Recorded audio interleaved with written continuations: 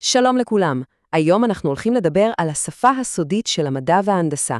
לא מדובר בנוסחאות מפחידות, אלא בשני רעיונות ממש פשוטים שהם בעצם המפתח להבין כמעט כל דבר שקורה סביבנו בעולם הפיזיקלי. סקלרים, וקטורים. אתם יודעים, לפעמים כשמסתכלים על כל מיני משוואות ומונחים מדעיים, זה יכול להרגיש קצת מבלבל, כמו איזה ג'יברי של סימלים. אבל האמת היא שבבסיס של כל הדבר הזה יש היגיון מאוד פשוט ואפילו אלגנטי, ובסקירה הזאת אנחנו הולכים לפצח את ההיגיון הזה יחד. אז נשאלת השאלה, איך בכלל מדענים מצליחים לעשות סדר בכל המורכבות הזאת? איך הם יכולים לתאר תנועה, או כוח, או אנרגיה, בשפה שתהיה מדויקת, ושכל מדען אחר בכל מקום בעולם יבין בדיוק למה הכוונה? ובכן, מסתבר שיש שיטה. והשיטה הזאת מתחילה במקום מאוד בסיסי, שפה משותפת של מדידה. זה הצעד הראשון והכי חשוב כדי שכולם ידברו על אותו הדבר. בין אם אנחנו בונים גשר, מפתחים תרופה או שולחים טלסקופ לחלל, חייבים להתחיל מאותה נקודת מוצא. אוקיי, אז החלק הראשון בשפה הזאת הוא היכולת לדבר על גודל, מכל הגדלים. באמצעות מערכת של קידומות, אפשר בקלות לדבר על דברים בגודל של אטום, ואז לקפוץ ולדבר על דברים בגודל של גלקסיה. בואו נעשה סיור קצרצר ונראה איך זה עובד.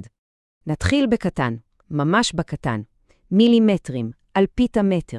זה סדר הגודל של דיוק, של הנדסה, איפה שכל פרט קטנטן יכול להיות משמעותי. עכשיו בואו נקפוץ לעולם עוד יותר קטן. מיקרו וננו, מיליונית המטר ומיליארדית המטר. זאת כבר השפה של הטכנולוגיה המודרנית. המעבדים במחשב ובטלפון שלנו הם חיים ונושמים בעולם הזה. ואפשר לרדת אפילו עוד, עד לפמטו, שזה 1 חלקי טריליון, מספרים כמעט בלתי נתפסים שמשתמשים בהם כדי לתאר רכיבים אלקטרונים סופר רגישים. טוב, מספיק עם הקטן. בואו נעשה סיבוב פרסה ונקפוץ לקצה השני של הסקאלה. נתחיל עם קילו, קידומת שכולנו מכירים. קילו זה פשוט 1000. פשוט, יעיל וקל לשימוש. ממשיכים למעלה ומגיעים למגה. מגה זה מיליון. כאן אנחנו כבר מדברים על כמויות אדירות של אנרגיה, כמו זו שצריך כדי להדליק את האורות בעיר שלמה. ואת המסע המהיר שלנו נסיים עם ג'יגה וטרה. מיליארד וטריליון. אלה המספרים של עולם המידע הדיגיטלי. כל המידע שזורם באינטרנט ובחוות השרתים נמדד בסדרי הגודל העצומים האלה. יפה. אז אחרי שהבנו איך לתאר את הגודל של דברים, הגיע הזמן לדבר על הסוג שלהם. כי לפעמים לדעת רק את הגודל זה פשוט לא מספיק. בואו נתחיל עם הסוג הפשוט ביותר. תכירו את הסקלר. הדרך הכי טובה לחשוב על סקלר היא כתשובה פשוטה וישירה לשאלה כמה. זה הכל. רק מספר ויחידת מידה. בלי שום מידע נוסף, בלי סיפורים, נטו. והדוגמאות מהחיים הן הכי טובות. למשל, מסה. 10 קילוגרם הם 10 קילוגרם. זה לא משנה אם הם פונים ימינה או שמאלה. אותו דבר עם זמן. 45 שניות הן פשוט 45 שניות. וטמפרטורה של 22 מעלות זה מספר, זה סקלר. אבל מה קורה כשהתשובה לשאלה כמה פשוט לא מספיקה? מה אם אנחנו צריכים לדעת עוד משהו כדי להבין את התמונה המלאה? בדיוק בשביל זה אנחנו צריכים את החלק השני של השפה המדעית. וכאן אנחנו מגיעים לנקודה הכי חשובה. וקטור, בניגוד לסקלר, מספר לנו את הסיפור המלא. הוא לא רק עונה על כמה, הוא עונה גם על שאלה סופר חשובה, לאן.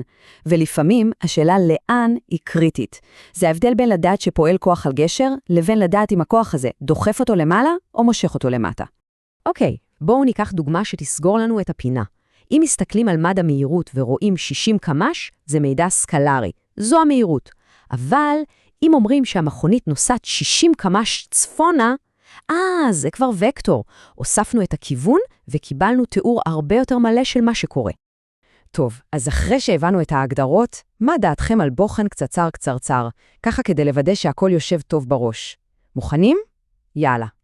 נתחיל במקרה פשוט. כדור שנע במהירות של 15 מטר לשנייה, והכיוון שלו הוא צפון. אז, מה זה? סקלר או וקטור? רגע לחשוב. ברור שזה וקטור. למה?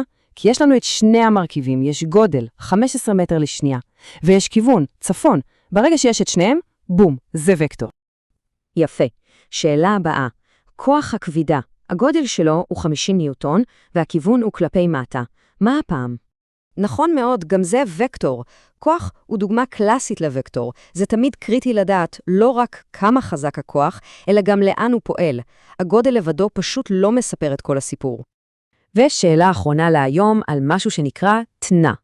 לא ניכנס להגדרה, רק נסתכל על הנתונים. יש לנו גודל של 15 יחידות, ויש לנו כיוון, מערבה. אז מה זה אומר? בדיוק, זה וקטור, כמו מהירות, וכמו כוח, גם תנע הוא גודל שתמיד, אבל תמיד, כולל בתוכו מידע על הכיוון. אז בואו נסכם את כל מה שלמדנו במעין מפת דרכים קטנה. בצד אחד יש לנו את הסקלרים, אלה שעונים רק על השאלה כמה, ובצד השני יש לנו את הוקטורים, שתמיד מספרים לנו גם כמה וגם לאן. זו בעצם החלוקה הכי בסיסית וחשובה של כל הגדלים שאיתם המדע מתאר את היקום. זה מביא אותנו לשאלה האחרונה למחשבה.